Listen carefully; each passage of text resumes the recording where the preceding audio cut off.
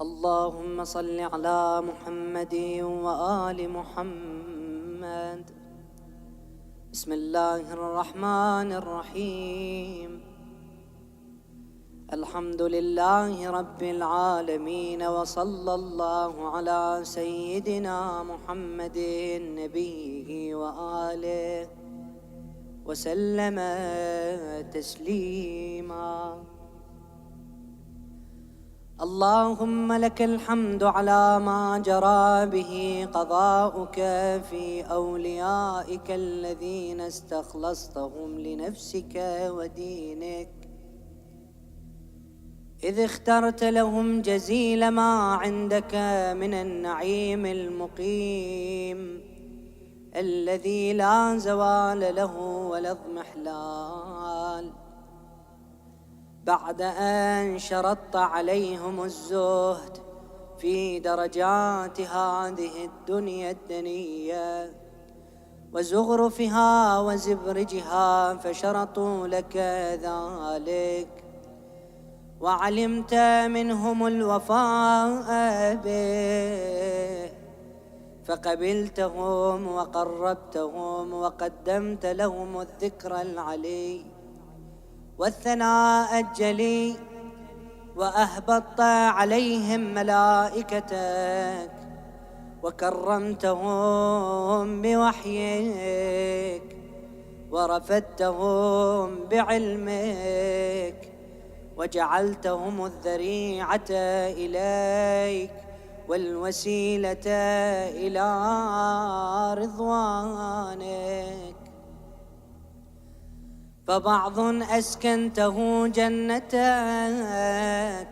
إلى أن أخرجته منها، وبعض حملته في فلكك ونجيته ومن آمن معه من الهلكة برحمتك، وبعض اتخذته لنفسك خليلا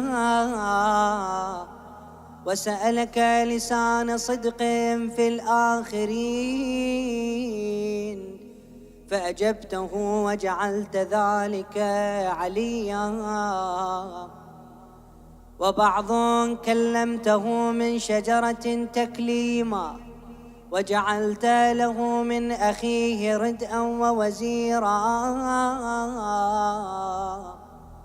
وبعض أولدته من غير أب وآتيته البينات وأيدته بروح القدس،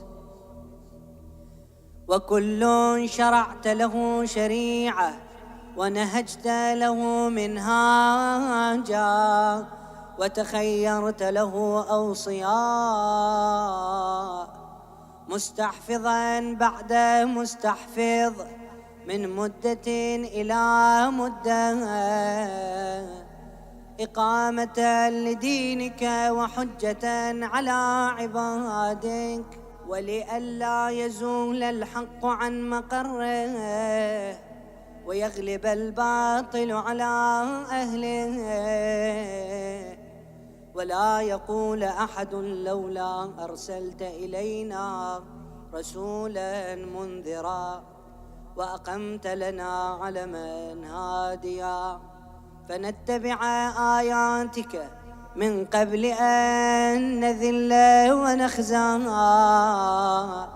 إلى أن انتهيت بالأمر إلى حبيبك ونجيبك محمد صلى الله عليه وآله، فكان كمن تجبته سيد من خلقته وصفوة من اصطفيته وأفضل من اجتبيته وأكرم من اعتمدته، قدمته على أنبيائك وبعثته إلى الثقلين من عبادك، وأوطأته مشارقك ومغاربك، وسخرت له البراق، وعرجت بروحه إلى سمائك، وأودعته علم ما كان وما يكون إلى انقضاء خلقك، ثم نصرته بالرعب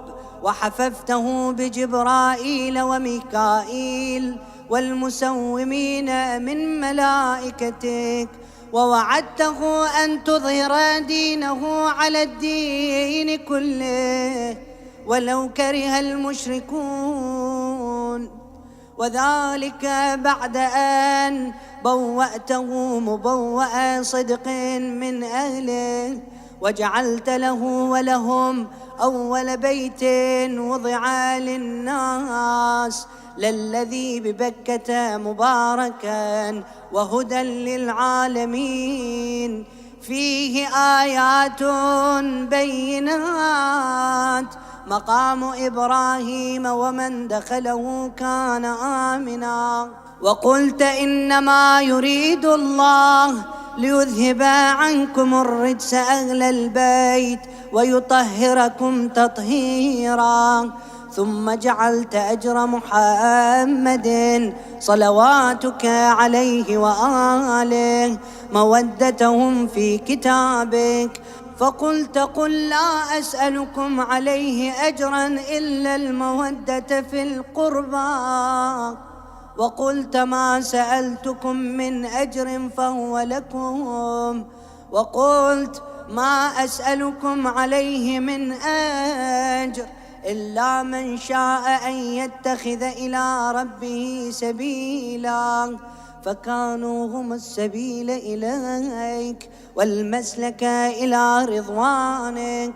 فلما انقضت أيامه أقام وليه علي بن أبي طالب صلواتك عليهما وآلهما هاديا، إذ كان هو المنذر ولكل قوم هاد، فقال والملأ أمامه من كنت مولاه فعلي مولاه، من كنت مولاه فعلي مولاه، اللهم وال من والاه وعادي من عاداه، وانصر من نصره واخذل من خذله.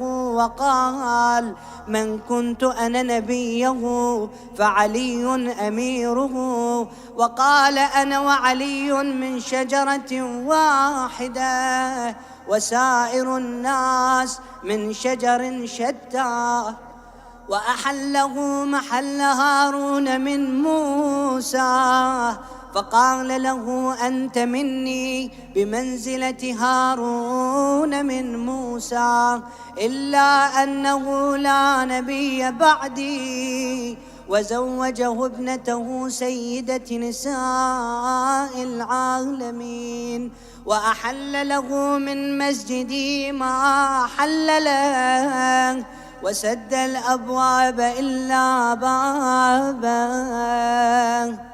ثم أودعه علمه وحكمته، فقال أنا مدينة العلم وعلي بابها، فمن أراد المدينة والحكمة فليأتها من بابها. ثم قال أنت أخي ووصيي ووارثي، لحمك من لحمي ودمك من دمي، وسلمك سلمي وحربك حربي، والإيمان مخالط لحمك ودمك كما خالط لحمي ودمي، وأنت غدا على الحوض خليفتي، وأنت تقضي ديني وتنجز عداتي، وشيعتك على منابر من نور، مبيضة وجوههم حولي في الجنة، وهم جيراني، ولولا أنت يا علي لم يعرف المؤمنون بعدي، وكان بعده هدى من الضلال ونورا من العمى، وحبل الله المتين وصراطه المستقيم.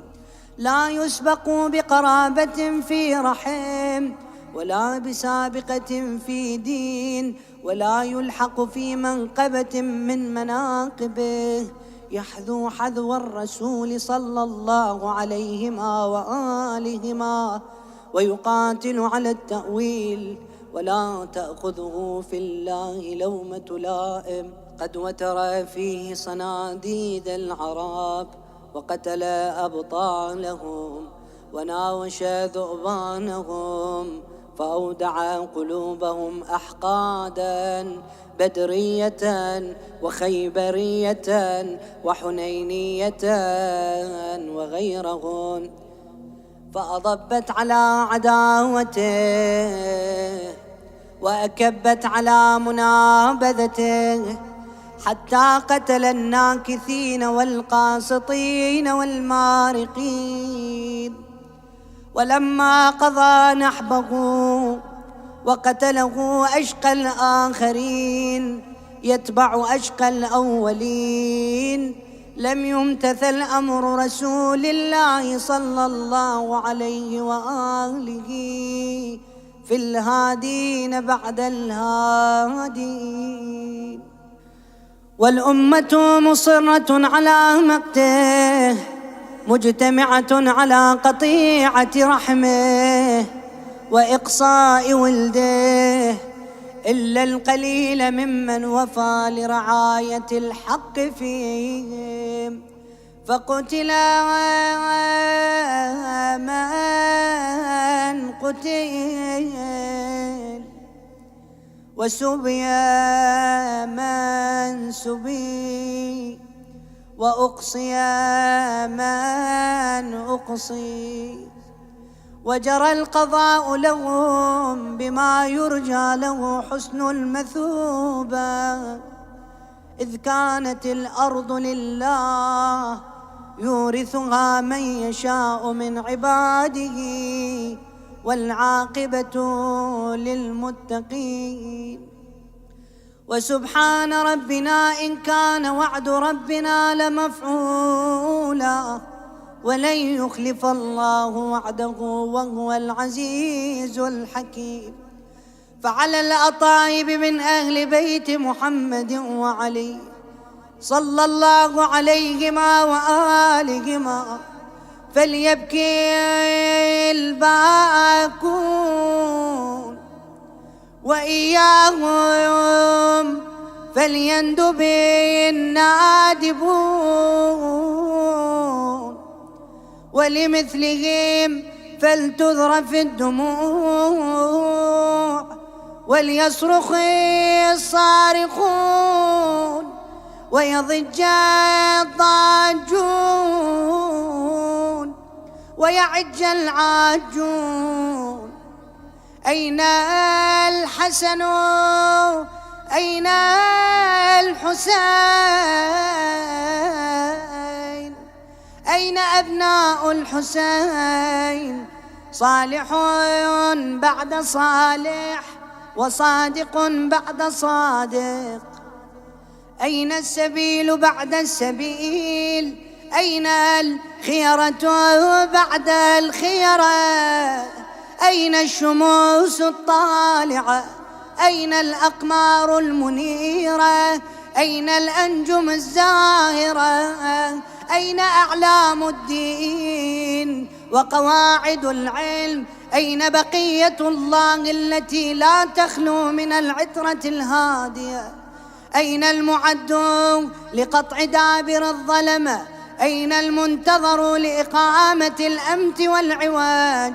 أين المرتجى لإزالة الجور والعدوان؟ أين المدخر لتجديد الفرائض والسنن؟ أين المتخير لإعادة الملة والشريعة؟ أين المؤمل لإحياء الكتاب وحدوده؟ أين محيي معالم الدين وأهله؟ أين قاصم شوكة المعتدين؟ أين هادم أبنية الشرك والنفاق؟ أين مبيد أهل الفسوق والعصيان والطغيان؟ أين حاصد فروع الغي والشقاق؟ أين طامس آثار الزيغ والأهواء؟ أين قاطع حبائل الكذب والافتراء؟ أين مبيد العتاة والمردى؟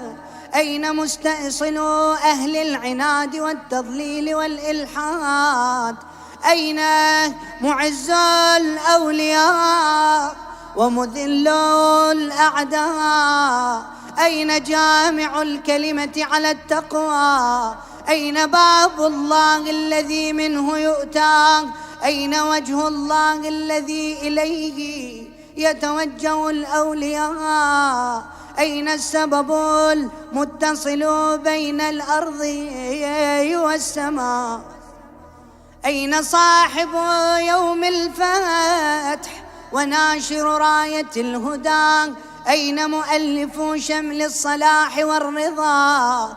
أين الطالب بذحول الأنبياء وأبناء الأنبياء؟ أين الطالب بدم المقتول بكربلاء؟ أين المنصور على من اعتدى عليه وافتراه؟ أين المضطر الذي يجاب إذا دعاه؟ أين صدر الخلائق ذو البر والتقوى؟ أين ابن النبي المصطفى وابن علي المرتضى وابن خديجة الغراء وابن فاطمة الكبرى؟ بأبي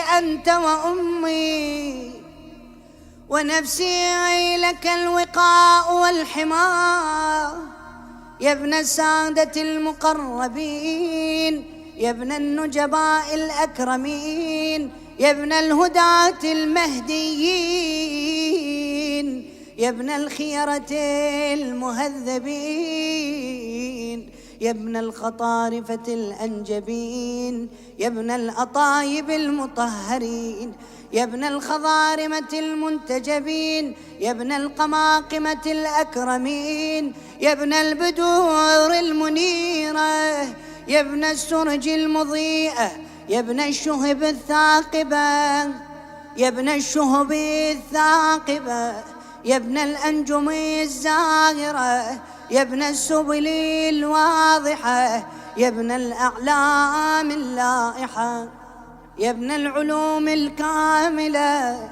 يا ابن السنن المشهورة، يا ابن المعالم المأثورة، يا ابن المعجزات الموجودة، يا ابن الدلائل المشهودة، يا ابن الصراط المستقيم، يا ابن النبأ العظيم، يا ابن من هو في أم الكتاب لدى الله علي حكيم، يا ابن الآيات والبينات، يا ابن الدلائل الظاهرات، يا ابن البراهين الواضحات الباهرات، يا ابن الحجج البالغات، يا ابن النعم السابغات، يا ابن طه والمحكمات، يا ابن ياسين والذاريات، يا ابن الطور والعاديات، يا ابن من دنا فتدلى فكان قاب قوسين أو أدنى،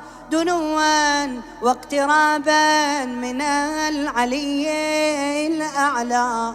ليت شعري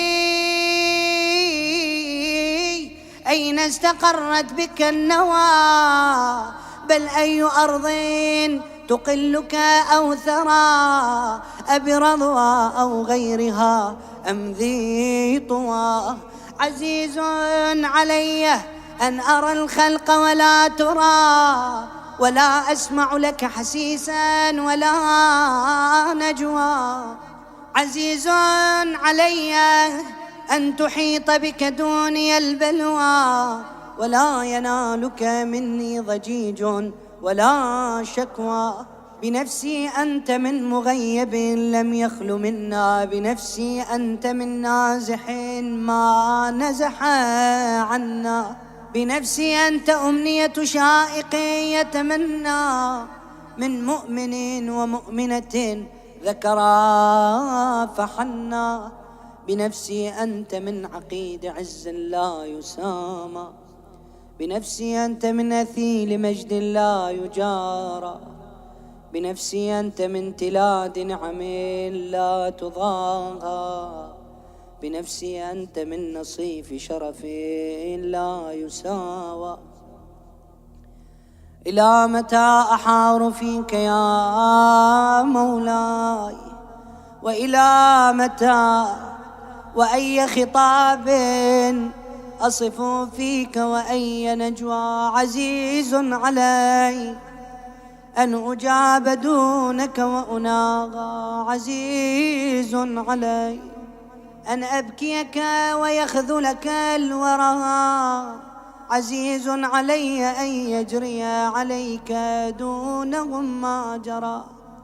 هل من معين فأطيل معه العويل والبكاء، هل من جزوع فأساعد جزعه إذا خلا، هل قذيت عين فساعدتها عيني على القذى، هل إليك يا ابن أحمد سبيل فتلقى، هل يتصل يومنا منك بعدة فنحظى، متى نرد مناهلك الروية فنروى، متى ننتفع من عذب مائك فقد طال الصدى، متى نغاديك ونراوحك فنقر عينا، متى ترانا ونراك وقد نشرت لواء النصر ترى،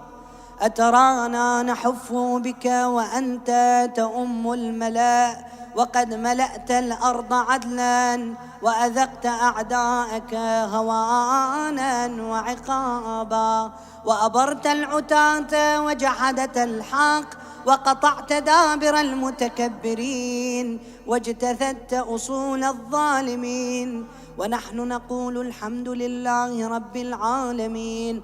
اللهم أنت كشاف الكرب والبلوى، وإليك أستعدي فعندك العدوى، وأنت رب الآخرة والدنيا، فأغث يا غياث المستغيثين عبيدك المبتلى، وأره سيده يا شديد القوى، وأزل عنه به الأسى والجوى، وبرد غليله يا من على العرش استوى، ومن إليه الرجعى والمنتهى.